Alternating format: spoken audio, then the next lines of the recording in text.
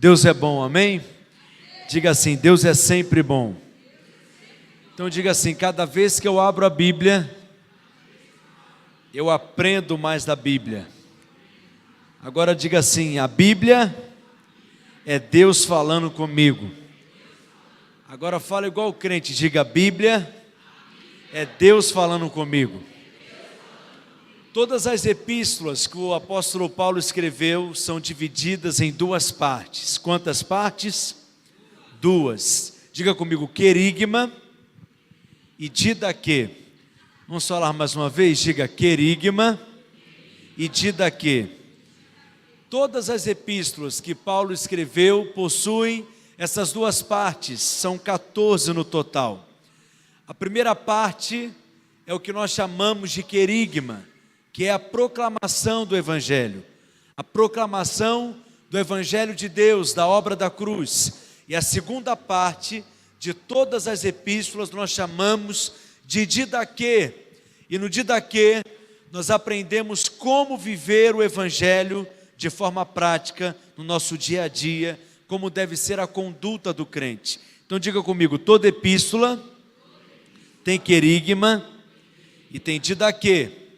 Então diga assim para o seu vizinho, o querigma é a proclamação do Evangelho. O didaquê é como viver o Evangelho de forma prática. Amém? Eu quero rapidamente nessa noite compartilhar com você, estudar com você o livro de Efésios. Efésios é uma das epístolas que o apóstolo Paulo escreveu.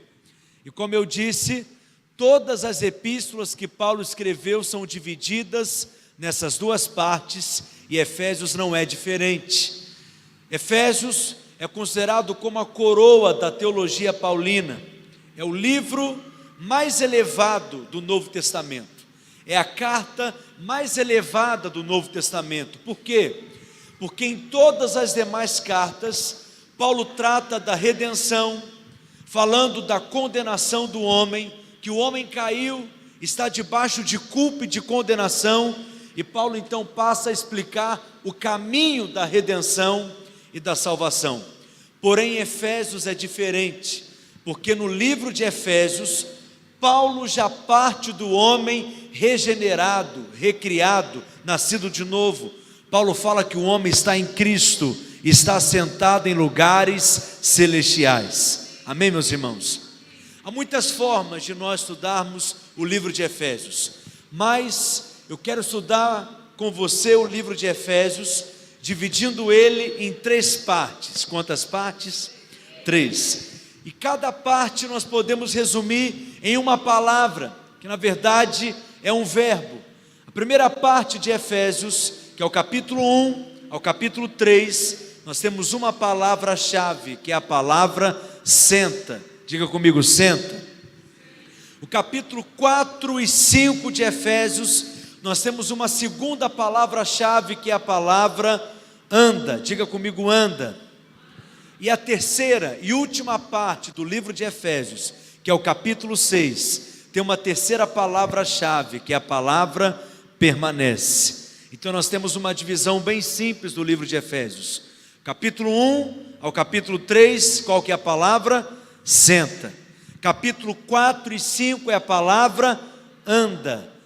E o capítulo 6 de Efésios, a última parte, a palavra permanece. Então vamos falar todos juntos? Senta, anda e permanece. Diga para o seu vizinho, senta, anda e permanece. Quero ouvir só as irmãs, vamos lá? Senta, só os irmãos agora, bem forte. Senta, anda e permanece. Agora para tremer esse prédio, todos juntos. Senta, anda e permanece. Amém. Vamos lá, cada parte. A primeira, senta. Efésios capítulo 1, vamos ler o verso 20.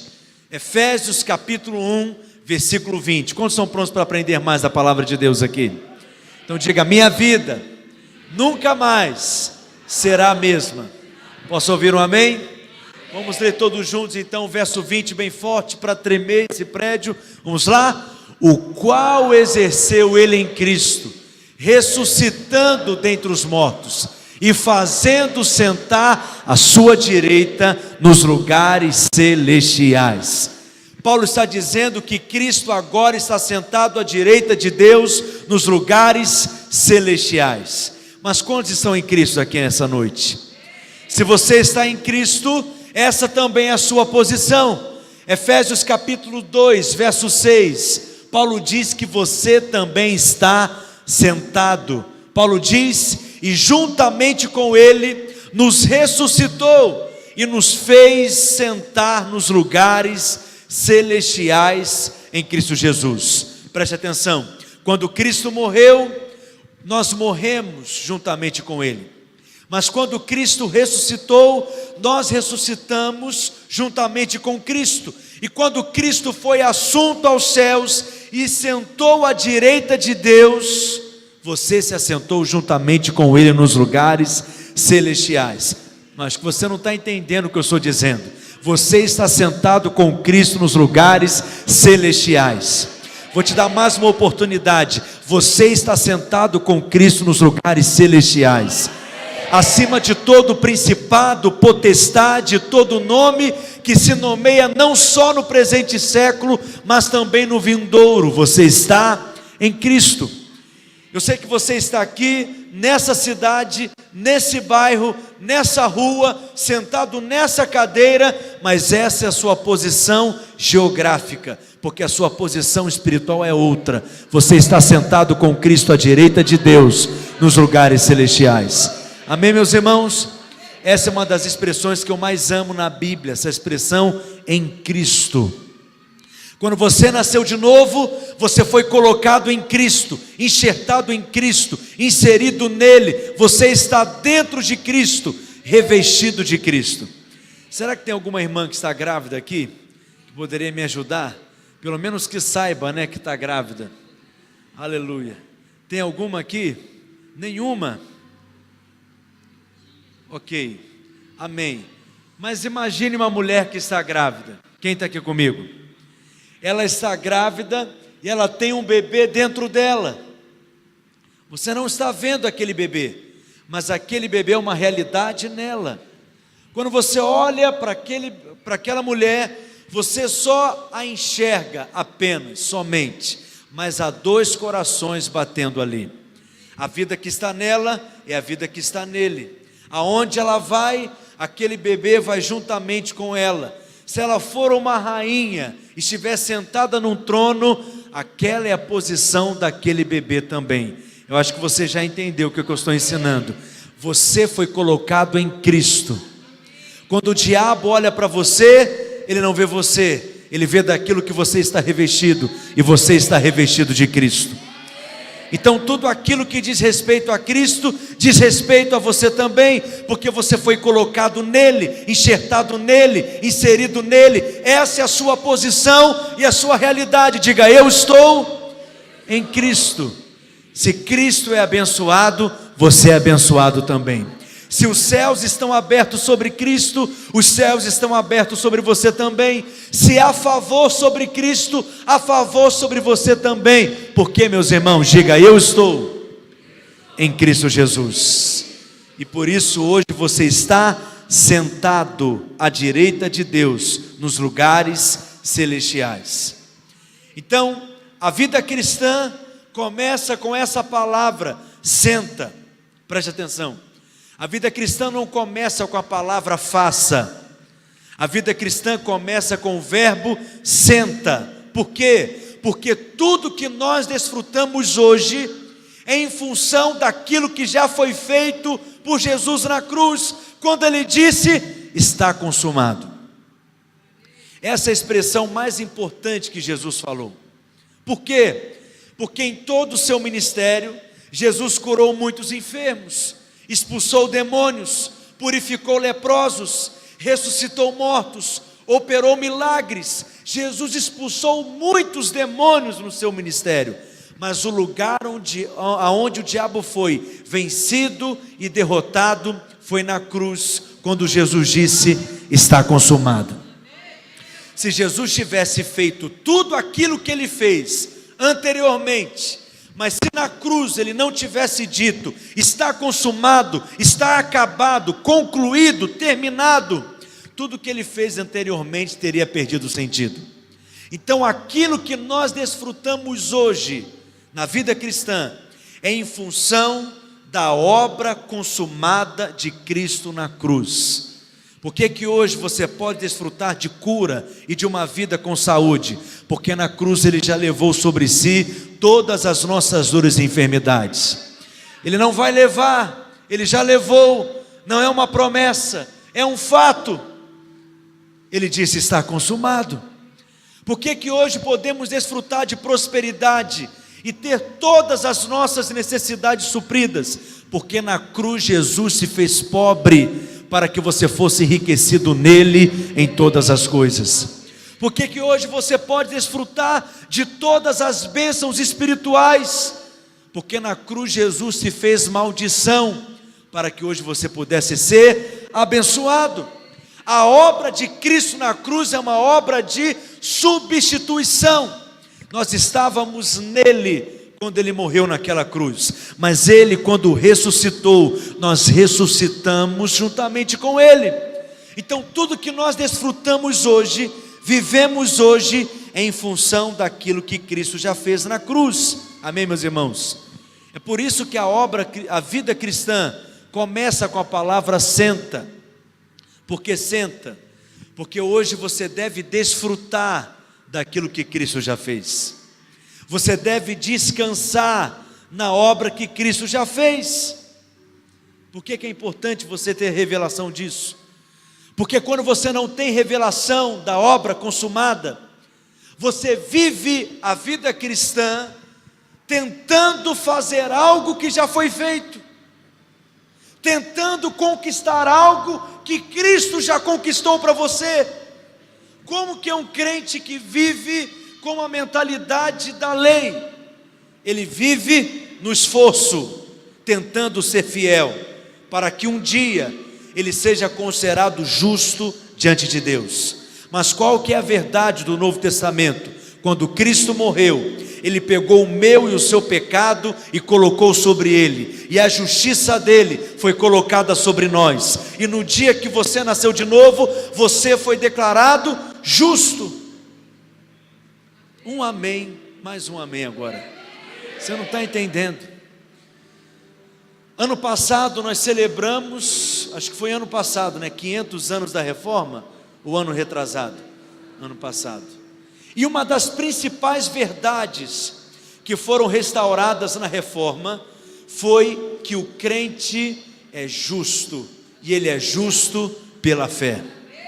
Só que 500 anos depois da Reforma, os crentes continuam não sabendo qual é o dom da justiça. A justiça que nós recebemos é um dom, porque a palavra dom significa presente, e presente é algo que você recebe não como fruto do seu mérito. Presente é algo que você recebe de Deus como fruto da sua bondade e do seu favor. Ser declarado justo é ser declarado sem culpa, sem condenação. Quando Deus declara que você é justo, Ele está dizendo que não vê condenação em você. Por quê? Porque o sangue de Jesus já te lavou, te limpou de todo o pecado, de toda a consciência de pecado. Você foi declarado justo. Amém, meus irmãos? Aquele que recebeu o dom da justiça é como se o pecado nunca tivesse existido. Deus não enxerga esse pecado, porque Ele te enxerga como justo. Quem está entendendo o que eu estou dizendo? Só que essa justiça que você recebeu não é fruto do seu mérito, não é fruto do seu esforço, e é por isso que você não tem aonde se gloriar. É fruto da fé. Quando você crê em Cristo, quando você crê no Evangelho, quando você crê na obra de Cristo, o dom da justiça é concedido a você. Então, por mais que o diabo se levante dizendo: eu sei o que você fez no verão passado, você pode dizer para ele: eu também sei daquilo que Cristo já fez na cruz. Acho que você não está entendendo ainda, preste atenção. A Bíblia diz que a oração de um justo, ela é eficaz. Eu gosto de uma outra versão que diz: quando um justo abre a sua boca para orar, um poder é colocado disponível. Mas você só desfruta disso quando você sabe daquilo que pertence a você. Você só vive essa realidade quando você tem revelação da sua posição. Porque uma das principais obras do diabo contra você é te encher de culpa, de medo, de vergonha, de sentimento de inferioridade e de condenação. Por isso que ele é chamado de Satanás, que significa Hassatã. E o significado da palavra Hassatã, Satanás, é acusador. Essa é a obra do diabo. Ele se levanta para te intimidar, ele te levanta para te condenar e para fazer com que você se sinta inferior. Mas eu tenho uma boa notícia para você: a obra de Cristo na cruz é uma obra suficiente. E houve uma grande troca no Calvário. Aquele que não conheceu o pecado se fez pecado, para que nele fôssemos feitos justiça de Deus. Diga: eu sou justiça de Deus. Não, fale mais uma vez: eu sou justiça de Deus. Aleluia. Então a obra que nós desfrutamos hoje é uma obra consumada. Vou te dar outra ilustração para que talvez você entenda melhor.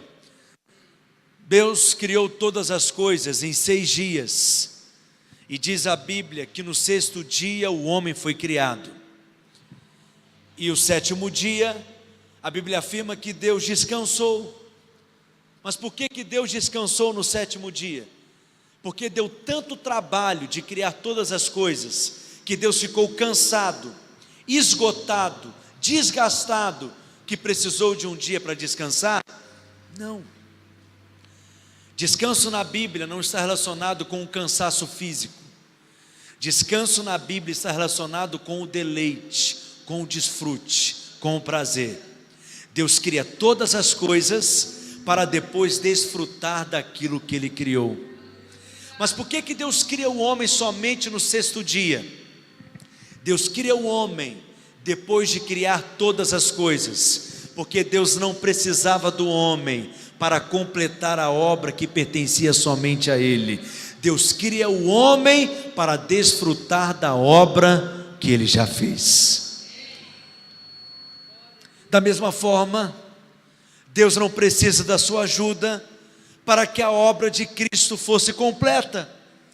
Mas hoje a vontade de Deus é que você esteja nessa posição de descanso, desfrutando daquilo que Cristo já fez.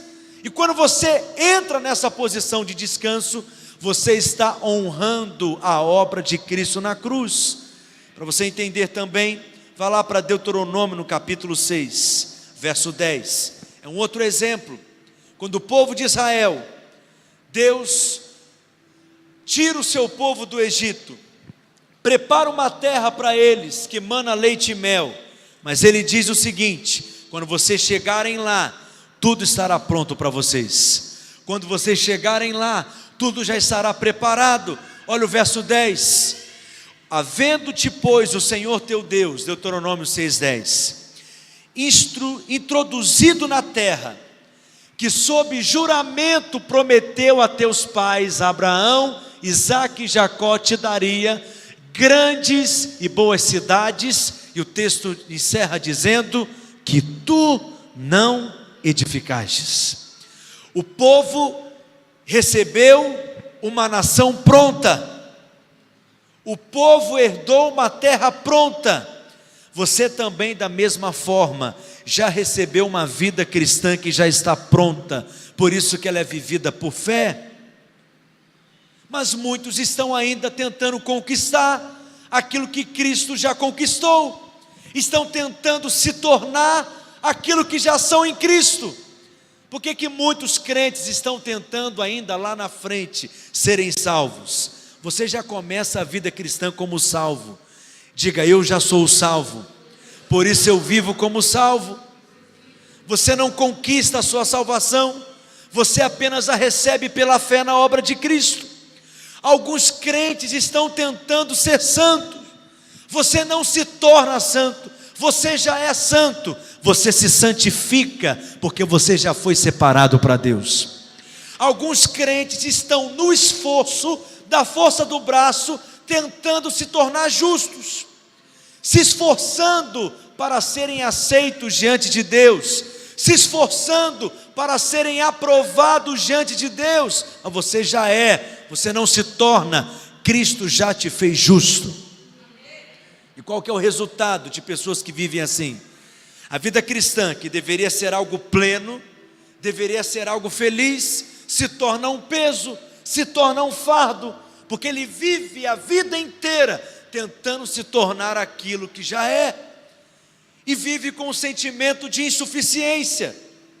Eu não orei o suficiente, eu não jejuei o suficiente, eu ainda não sou espiritual o suficiente, eu não sou santo o suficiente, eu não conheço a Bíblia o suficiente, eu não sou um bom líder o suficiente, eu não sou uma boa esposa o suficiente. O tempo inteiro você se sente em falta. Por que você se sente assim?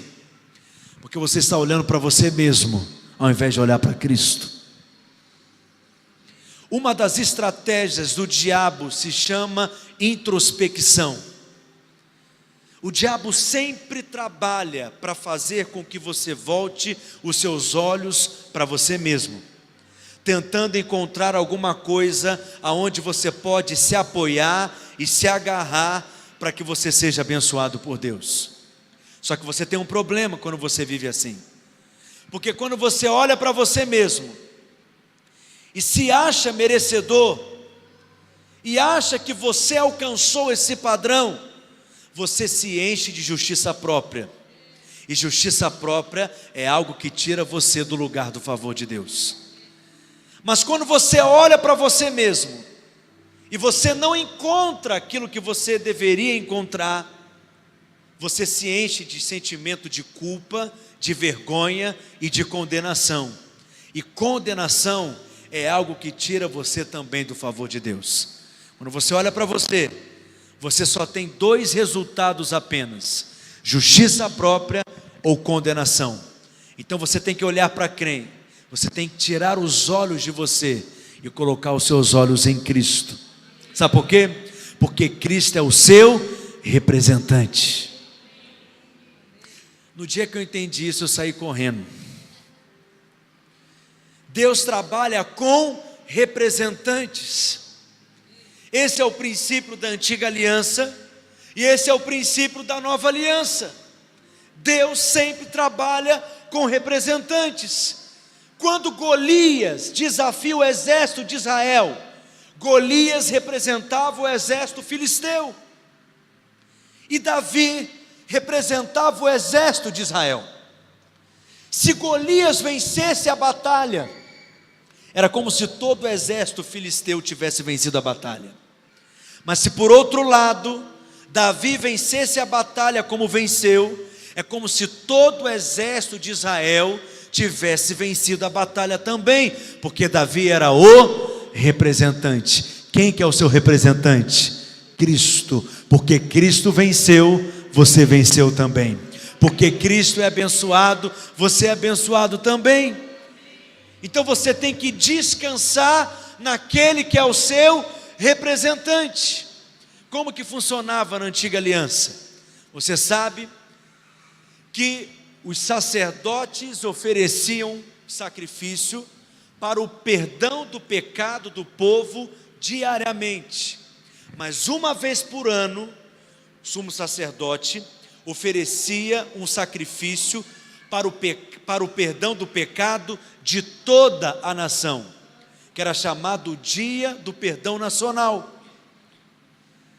Nesse dia, ele entrava no Santo dos Santos, e se o sumo sacerdote saísse vivo de lá de dentro, era sinal que ele foi aceito por Deus. Isso era tão sério que eles amarravam uma espécie de uma corda na cintura do sumo sacerdote, porque caso o homem caísse duro lá dentro morto, quem ia ter coragem para ir lá dentro e arrancá-lo de lá? Então, se isso acontecesse, eles puxavam o sumo sacerdote pela corda para que pudessem tirá-lo de lá. Quem está entendendo o que eu estou dizendo? Porque o sumo sacerdote, ele era o representante. Então, se o sumo sacerdote não fosse aceito por Deus, era sinal que toda a nação também estava sendo rejeitada por Deus. Mas se o sumo sacerdote fosse aceito por Deus, e ao sair vivo de lá, estendesse a sua mão diante do povo, indicando que o povo estava sendo aceito por Deus, toda a nação entrava em festa, porque o sumo sacerdote, ele era o representante. Acontece que no Velho Testamento tinham bons sacerdotes e maus sacerdotes, e era possível que o sumo sacerdote, e ele tinha filhos, e os seus filhos iriam substituí-lo. Então, desde pequenos, a nação observava os filhos, para ver se eles iriam dar bons sacerdotes, porque os sacerdotes eram os representantes do povo. Quem que é o seu sumo sacerdote? Cristo Jesus. Porque Cristo foi aceito, você foi aceito também. Amém, meus irmãos? Interessante é que no tabernáculo existiam muitos móveis ali.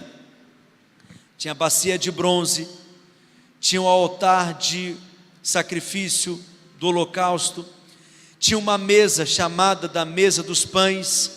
Mas apesar de ter muitos móveis ali, como candelabro, e tinha uma mesa, como eu disse, a mesa dos pães, mas ao redor dessa mesa não tinham cadeiras. Por que não tinham cadeiras no tabernáculo? Porque no Antigo Testamento o sacerdote nunca podia sentar. Por que o sacerdote nunca podia sentar? Porque a obra dele nunca acabava, a obra dele nunca terminava. Porque o sangue de animais não tinha poder para remover o pecado. O sangue de animais tinha poder apenas para cobrir o pecado. Então não tinha descanso para ele. Ele tinha que continuar trabalhando constantemente, oferecendo sacrifícios para cobrir o pecado, porque a obra dele não acabava. No entanto, Jesus é o nosso sumo sacerdote. E olha o que o autor de Hebreus fala sobre ele em Hebreus capítulo 10, no verso 12. Projeta para mim, por gentileza. Hebreus capítulo 10, versículo 12. Jesus, porém, tendo oferecido para sempre, diga comigo, para sempre, um único sacrifício pelos pecados, o que ele fez em seguida? Assentou-se à destra de Deus. Jesus está sentado à direita de Deus. Por quê? Porque ele terminou, porque ele acabou, porque ele concluiu, e uma vez que ele terminou, ele pode sentar, não há mais nada a ser acrescentado, porque a obra de Cristo é uma obra suficiente. Seu sacrifício é suficiente, e como o seu sacrifício é eterno, o seu sangue é eterno, a sua vida é eterna, o seu sacrifício tem repercussões permanentes e eternas. E o ato de Cristo assentar é a certeza de que a obra dele foi aceita diante de Deus. E Deus falou: você pode se assentar, meu filho, porque agora você vai ver eu esmagar os seus inimigos debaixo dos seus pés. Olha o que diz o verso 13, leia comigo, verso 13 e 14, todos juntos. Aguardando daí em diante, até que os seus inimigos sejam postos por estrado dos seus pés. Verso 14, porque com uma única oferta aperfeiçoou para sempre quantos estão sendo santificados. Diga aleluia. Então a vida cristã começa com uma palavra. Qual que é a palavra? Senta, porque hoje você deve descansar e desfrutar da obra de Cristo na cruz. Amém, meus irmãos? Mas eu disse para vocês que Efésios tem uma segunda parte, capítulo 4 e 5, que tem uma segunda palavra. Qual que é a palavra? Anda. Então, porque você está sentado, Você pode cumprir a segunda ordem, qual que é? Anda. Efésios capítulo 4, verso 1. Efésios capítulo 4, versículo 1.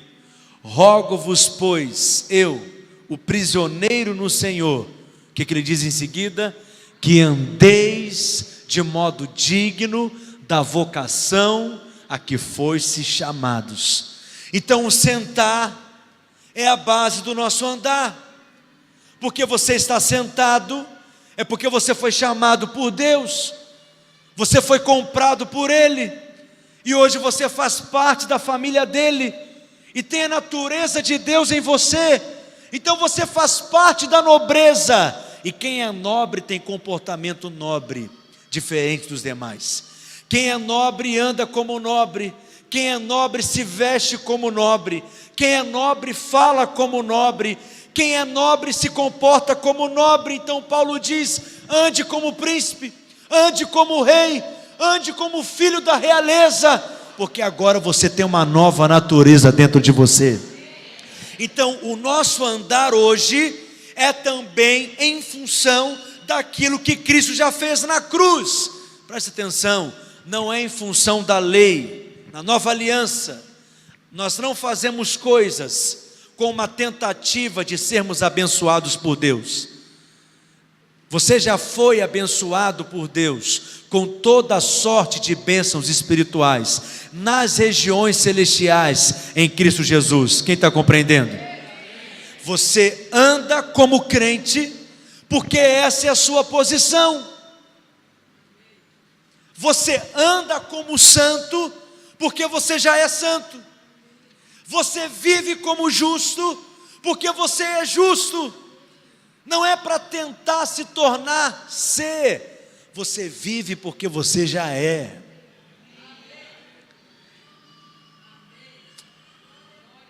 Quanto mais você crê que você é um pecador, mais fé para pecar você tem. Mas quanto mais você crê que você é justo e que você está em Cristo, mais vitória sobre o pecado você terá. Você não presta mais para pecar. Pastor Márcio Valadão, ele sempre diz o seguinte, desde o seminário ele falava: você pode passar um dia sem pecar, filho. Você pode passar 3 dias sem pecar. Você pode passar uma semana inteira sem pecar, porque você não presta mais para o pecado. O pecado não tem mais domínio sobre você. Mas quanto mais você se vê como um pecador, mais fé para pecar você terá. Mas como assim, pastor? Vou te dar um outro exemplo. Aproveitar o exemplo do pão do pastor Samuel, quentinho, aleluia, com a manteiga. Quem já fez pão aqui? Amém. Quem já fez? Deixa eu ver bem. Para a próxima conferência, aleluia, já estou gravando. Já fez pão, minha irmã? Pão de quê? Pão de queijo, aleluia. Hã? Pão caseiro, aleluia. E você coloca o que no pão?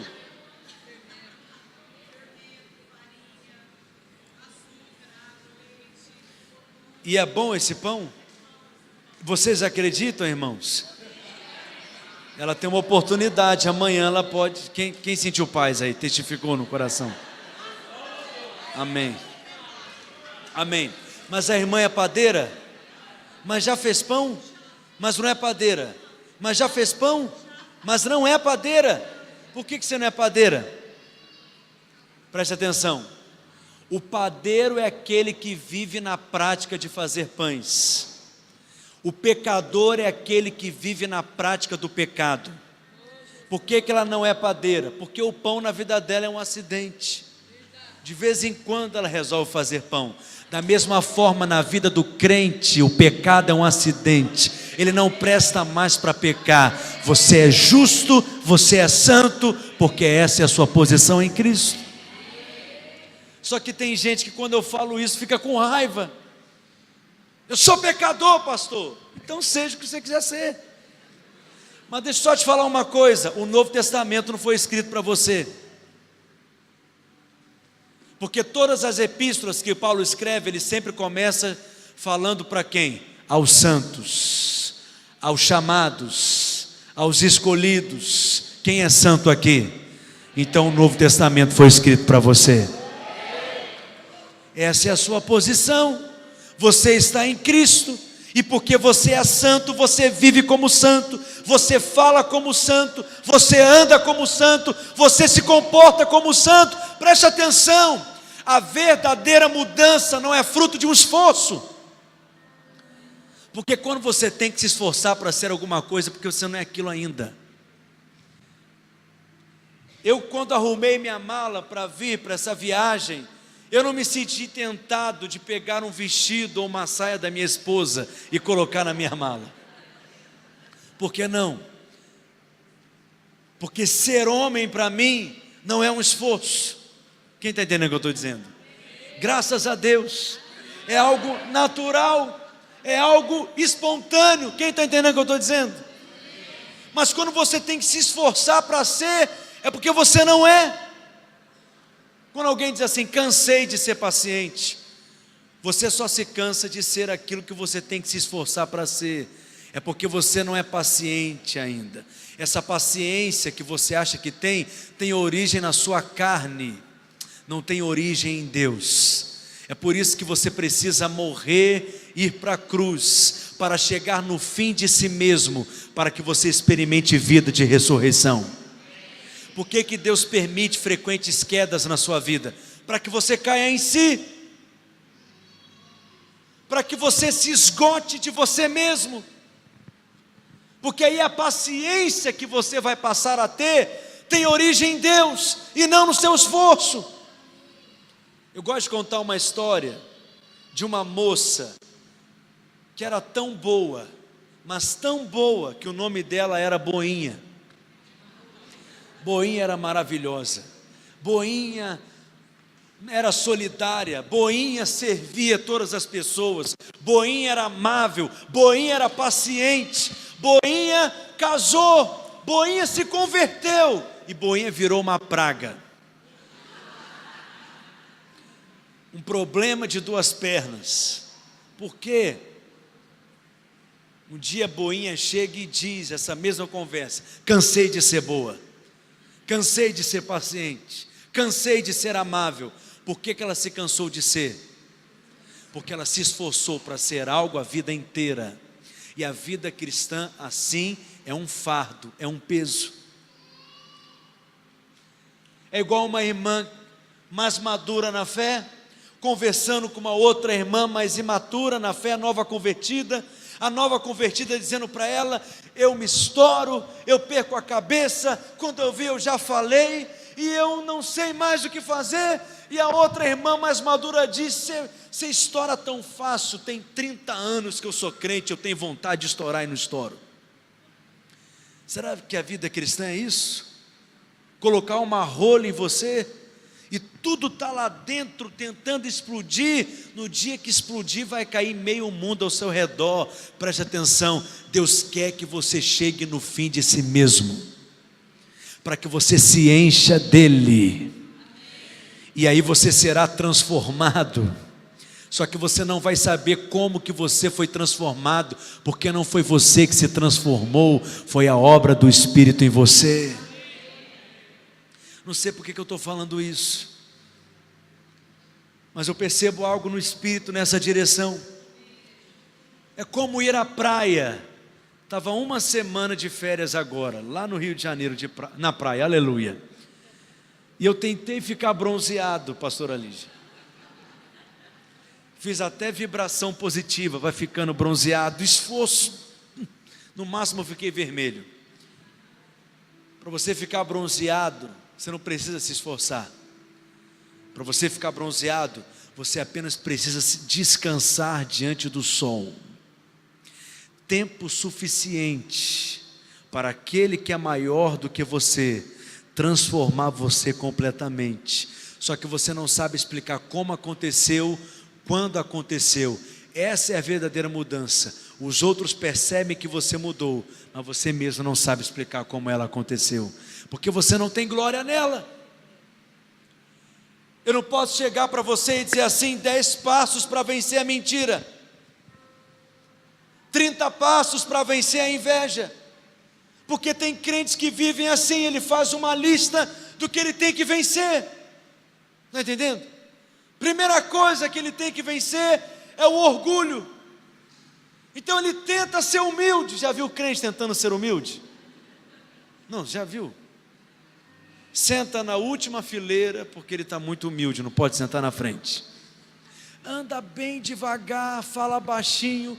Alguém pergunta para ele: o que aconteceu com você? Ele diz: hoje eu acordei muito humilde. Humildade é uma coisa que quando você acha que você tem, você já perdeu. Quem já foi humilhado aqui alguma vez? Só é humilhado quem não é humilde, porque o humilde não tem mais para onde descer, já está no chão. Vou te contar um segredo da felicidade. Sabe qual é o segredo da felicidade? Humildade. Por quê? Quem é humilde está contente com tudo, porque ele sabe que tudo que ele tem é bônus. Ele não merecia nada. O que ele merecia é ir para o inferno. Então qual que é o crente que é humilde? Ele olha para essa igreja e ele pensa: que igreja maravilhosa é essa que eu tenho. Deus me deu uma igreja para que eu pudesse congregar, que faz uma conferência poderosa como essa, que tem pastores que investem na minha vida, que me alimentam, me apacentam. Está compreendendo? E o crente que não é humilde, o que ele pensa? Essa igreja aqui não está à minha altura. Preciso de uma igreja que tenha um alimento mais feijoada. Está muito leitinho aqui. Por que você pensa assim? Porque você é tão maravilhoso, você é tão extraordinário, que você não tem louvor nos seus lábios, você só tem murmuração. O crente que é cheio de justiça própria é o crente que não consegue ter uma vida de louvor. Da boca dele só sai reclamação. Qual que é o marido que é humilde? Ele olha para a esposa dele e pensa: nunca eu mereci uma mulher como essa, e Deus coloca uma mulher dessa na minha vida. Está entendendo o que eu estou dizendo? Mas e o marido que não é humilde? O que ele pensa? É um desperdício de mim ter uma mulher só, tem que ter 30, porque eu sou maravilhoso. Quem está entendendo o que eu estou dizendo? Humildade é o segredo. Aí você vai, se esforça para vencer o orgulho. Aí agora você quer vencer a inveja. Porque se tem uma coisa que tem na igreja também é o quê? Qual que é o crente invejoso? Fui lá numa viva, o Senhor me visitou, fui batizado com o Espírito Santo, até cair no chão. O que o crente invejoso fala? Você está caindo no chão ainda, eu já estou voando. Você ainda está nesse negócio de cair no chão? Porque o invejoso sempre diminui a experiência que você teve com Deus. Está entendendo? Aí você quer vencer a preguiça, porque você não consegue orar, você não consegue ler a Bíblia, porque você está sendo dominado pela preguiça. Aí você se esforça para vencer a preguiça. Aí quando você vence a preguiça, o que você pensa? Eu sou maravilhoso demais, eu não sou preguiçoso. Olha o tipo de crente que eu sou, já virou orgulhoso de novo. É uma praga viver assim. Porque você pensa o quê? Que para viver no Espírito, você primeiro precisa vencer as obras da carne. Mas o que Paulo ensina é o contrário. Você só vence as obras da carne quando primeiro você anda no Espírito. A vitória sobre o pecado e a carne é uma consequência natural do se encher do Espírito. Então, quanto mais você se vê nessa posição que você está em Cristo, mais nessa posição você também vai andar. Amém, meus irmãos? Por isso que Paulo diz: a ninguém conheçamos segundo a carne. Nós não devemos enxergar ninguém segundo a carne. Enxergar as pessoas segundo a carne é enxergar por uma ótica natural. Nós devemos enxergar as pessoas pelo Espírito, enxergá-las como Deus as enxerga. Amém? Amém. Como assim, pastor? Vem cá, querido. Eu esqueci seu nome, me perdoa. Gleison. Gleison. Imagine que ele mentiu. E aí eu vou exortar, eu sou o líder de célula dele. Só que eu só enxergo os meus discípulos por uma ótica natural, carnal. Aí eu fico incrédulo, desanimado. Olha o tipo de gente que Deus colocou para andar comigo. Mentiroso. Aí eu vou exortá-lo e falo: você é mentiroso, toma vergonha, para de ser crente safado, fala a verdade, muda de vida, muda de comportamento. E nós exortamos as pessoas assim. Eu estou enchendo ele de fé, ou eu estou enchendo ele de condenação? Condenação não muda a vida de ninguém.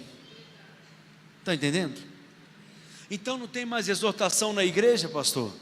Não é isso que eu estou dizendo? Mas você pode exortar segundo a carne, ou você pode exortar segundo o Espírito. Como que você exorta segundo o Espírito? Você acabou de mentir, Gleison. Mas você não é mentiroso, você é filho de Deus. Filhos de Deus não falam mentiras, filhos de Deus falam a verdade. Isso que você fez não combina com aquilo que você é. Ande na verdade, porque você tem a natureza de Deus em você. Quem está entendendo? É diferente. Quem percebe que é diferente? Nunca exorte colocando em dúvida a identidade de um filho de Deus, mas sempre exorte reafirmando quem ele é em Cristo. Nunca pregue para gerar dúvidas, sempre pregue para gerar certezas. Nunca ensine para colocar a dúvida, porque essa é a estratégia do diabo. Assim que ele fez com Jesus: se tu és o Filho de Deus. Mas sempre pregue, ensine, aconselhe, discipule, exorte, reafirmando a identidade dele em Cristo. Muito obrigado, querido. Palmas para ele, meus irmãos. Estou concluindo, porque parece que o tempo aqui passa mais rápido. Mas vamos lá. Se você olhar, eu não vou ter tempo para isso.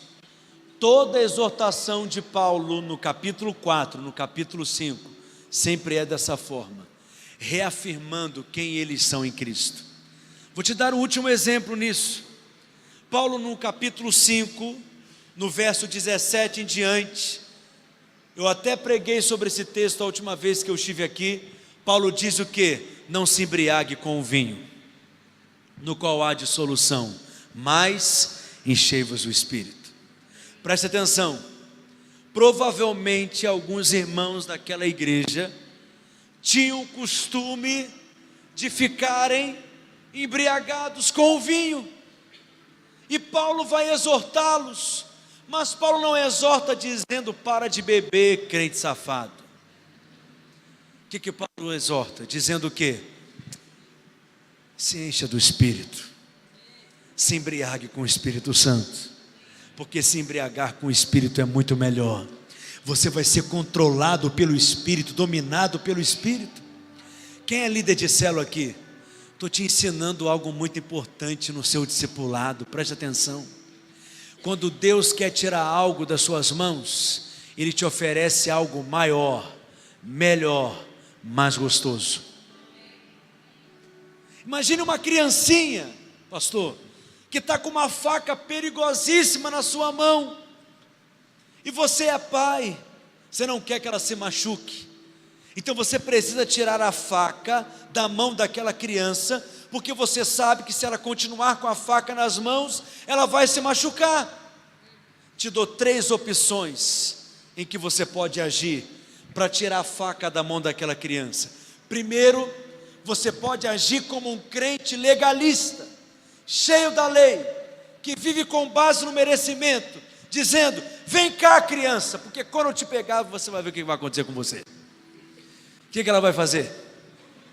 Sair correndo, com a faca na mão, correndo o risco de tropeçar, cair no chão e se machucar muito mais, e não é isso que você quer que aconteça. Então não exorte ninguém assim na vida da igreja. Estão entendendo o que eu estou dizendo? Porque assim tem machucado muita gente. Ou então você pode ir para um outro extremo. Qual que é o outro extremo? Ser um liberal. Deixa ela brincar com essa faca à vontade. Uma hora ela enjoa, esquece da faca e larga a faca. Será que essa é a melhor opção? Também não é. Porque enquanto ela estiver com a faca na mão, ela corre o risco de se machucar. E não é isso que você quer que aconteça. Então eu te dou a terceira opção, que é a opção que Paulo praticou: exortar segundo o Espírito. Sabe o que você faz para a criança? Me dá essa faca, que eu te dou esse chocolate. O que você acha que a criança vai fazer? Vamos trocar? Você me dá essa faca, que eu te dou esse chocolate, grande, gostoso, bonito. A criança vai trocar a faca com você na hora. É assim que Deus faz conosco. É assim que Paulo está fazendo. Me entrega essa bebida alcoólica, essa embriaguez. Você vai se encher do meu espírito, o Senhor está te dizendo. Me entrega esse adultério, isso não serve mais para você. Você vai receber do chocolate celestial. Quem está entendendo o que eu estou dizendo? Diga para o seu vizinho: nunca exorte ninguém colocando em dúvida a identidade dele, mas sempre exorte, reafirmando quem ele é em Cristo. E qual que é a última palavra? Permanece. Primeira palavra, senta. Segunda palavra, anda. Terceira palavra, permanece. Para encerrar, abra sua Bíblia lá em Efésios capítulo 6. Alguém aprendeu alguma coisa nessa noite? Efésios capítulo 6. Vocês são maravilhosos. Eu pregaria para vocês aqui horas e horas, se o tempo permitisse. De verdade, eu não falo isso em todo lugar. Efésios capítulo 6, verso 13. Portanto, tomai toda a armadura de Deus, para que possais resistir no dia mau. E depois de terdes vencido algumas coisas, amém, irmãos? E depois de terdes vencido metade das coisas, e depois de terdes vencido tudo, o que você vai fazer? Permanecer inabalável. O que você vai fazer? Permanecer. Porque essa é a sua posição. Então você precisa aprender a resistir o seu inimigo. Então hoje você está sentado, mas qual que é a tentação do diabo? Ele te mostra um problema, uma circunstância. Ele sempre te diz: você precisa fazer alguma coisa em relação a isso. Você precisa tomar uma iniciativa em relação a isso. Você precisa fazer algo para resolver esse problema. Mas qual que é a palavra de Deus para você? Permanece. Permanece na sua posição de descanso. Como assim, pastor? A rainha da Inglaterra está no trono. Essa é a sua posição. Mas ela olha para o chão está sujo. E para que o chão fique limpo, o que ela faz? Levanta do trono, pega um balde, um rodo e um pano e vai limpar o chão. É isso que ela faz? Não. Ela permanece na sua posição. O que ela diz? Ela dá uma ordem para que o chão fique limpo. Nós não damos ordem às pessoas, nós servimos as pessoas, mas nós damos ordem às circunstâncias. Nós falamos com o nosso inimigo e nós liberamos uma palavra de comando nessa posição de descanso.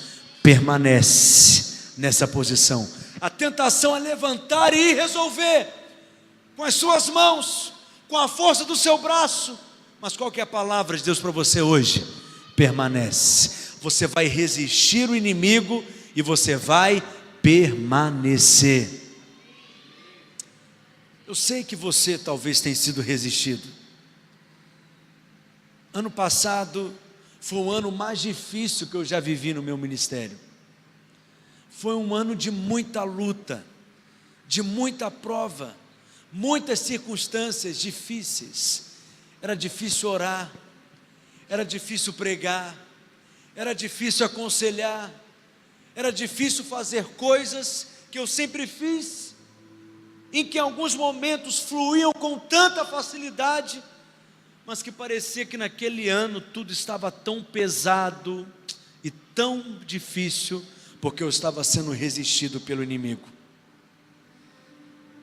E por onde eu tenho ido, falando para pastores e líderes, o que eu tenho ouvido de muitos pastores, pastora Lígia, pastores dizendo assim: pastor Samuel, a igreja está acabando comigo, o ministério está acabando comigo, essa visão de multiplicar, de alcançar a cidade, o que os pastores têm na cabeça? Eles não pensam em outra coisa, só pensam em crescer. Nós não estamos fugindo da polícia, não. Para que essa fissura toda de multiplicar célula? Nós estamos cansados, essa visão está acabando com o meu ministério, a igreja está acabando com o meu casamento, com as minhas finanças. Eu tenho ouvido isso de muitos pastores. Preste atenção, quando Deus te dá um ministério, quando Deus te dá uma célula, não é porque Ele quer acabar com você, é porque Ele quer que você seja o primeiro a ser abençoado através do seu ministério. Sabe por que você se sente assim? Porque você está fazendo a sua obra e não a obra de Deus. Porque a obra de Deus não é pesada. Não tem sentido a obra de Deus ser pesada. Por que não? Porque nós não fazemos. É Deus que faz através de nós. E não é na nossa força, é na força de Deus. Quem está entendendo? Só que você precisa discernir. Eu não sou daqueles que enxergam demônios em tudo, e tudo é o diabo. Mas eu também não sou daqueles que não enxergam o diabo em nada, e tem uma visão só natural, racional. Quem está entendendo? Mas para mim, quem enxerga o diabo em tudo, tem muito mais chance de acertar do que aqueles que não enxergam o diabo em nada. Porque você é crente, você tem que ter uma perspectiva espiritual das coisas, e você precisa, líder, ser capaz de ter um diagnóstico espiritual. Eu lembro que uma vez, uma adolescente da igreja me procurou dizendo assim: pastor, é pecado assistir filme de terror? Eu disse assim para ela: nem o diabo gosta, minha filha. Aí ela não entendeu. Aí eu fui explicar: o diabo não gosta de nada em que ele está às claras, aonde ele é percebido facilmente, como no filme de terror, porque a estratégia do diabo é não ser levado em conta. Estou te ensinando algo importante aqui. O diabo é a serpente, e você sabe, a serpente é um predador. E qual que é a estratégia da serpente? Não é a força na mandíbula como um leão, não é a velocidade como um guepardo. A habilidade da serpente é a camuflagem, é não ser vista, é não ser percebida. E é assim que o diabo age também. Porque aí o inimigo passa a ser a obra de Deus e não o diabo. O inimigo agora passa a ser o ministério e não mais o diabo. É a visão que está querendo acabar com você. Preste atenção, meus irmãos. Quando você recebe uma célula para liderar, é porque Deus está acreditando em você. Seus pastores estão acreditando em você. Só que aí você diz o quê? Os pastores estão me forçando a fazer algo que eu não dou conta de fazer. Quem está dizendo isso na sua mente é o diabo. Quando você recebe um desafio como esse, você está recebendo investimentos celestiais. Em outras palavras, estão dizendo: eu acredito em você, eu acredito no seu potencial, você vai frutificar, você vai avançar. Só que o diabo fala algo contrário na sua mente, e você não discerne onde está a serpente. E aí você não se posiciona como você deveria se posicionar. Você sofre ataques do diabo, mas não resiste espiritualmente. Ataques espirituais você deve resistir espiritualmente. Como? Permanece. Vou entregar a célula, vou dar um tempo. O diabo não dá tempo. O diabo não brinca de ser diabo. Descansa em Deus e aprenda a entrar no descanso da fé, e é Ele mesmo que fará através de você. Quem recebe essa palavra nessa noite? Só que tem uma hora que Ele não vai conseguir permanecer, e Ele vai fugir de você, porque a Bíblia diz: resisti ao diabo e ele fugirá de vós. Por quê? Porque maior é aquele que está em você do que aquele que está no mundo. Continue pregando, continue orando, continue ministrando, continue liderando, continue aconselhando, continue discipulando, continue fazendo aquilo que Deus chamou para fazer, e de repente, você não vai saber quando, você não vai saber como, mas o ambiente vai ser liberado novamente, e você vai perceber o diabo cedendo, mas permanece na sua posição. Deus falou com alguém aqui nessa noite? Então diga para o seu vizinho: senta, anda e permanece. Para o seu outro vizinho, diga para ele: senta, anda e permanece. Mais uma vez, vamos falar todos juntos: senta, anda e permanece. Mais uma vez: senta, anda e permanece. Vocês são excelentes alunos. Deus abençoe vocês. Pai, em nome de Jesus, quero te louvar pela vida dos meus irmãos. Que privilégio, Senhor, eu tive nesses dias de poder servi-los através da palavra, da pregação, do ensino. Que essas sementes possam produzir frutos de vida, de transformação na vida dos meus irmãos. Que eles venham ter mais revelação da posição deles em Cristo, para que eles possam andar à altura daquilo que eles são em Cristo, e por mais que sejam resistidos pelo diabo, que eles venham permanecer nessa posição, em nome de Jesus. Diga amém. Deus te abençoe grandemente, em nome de Jesus.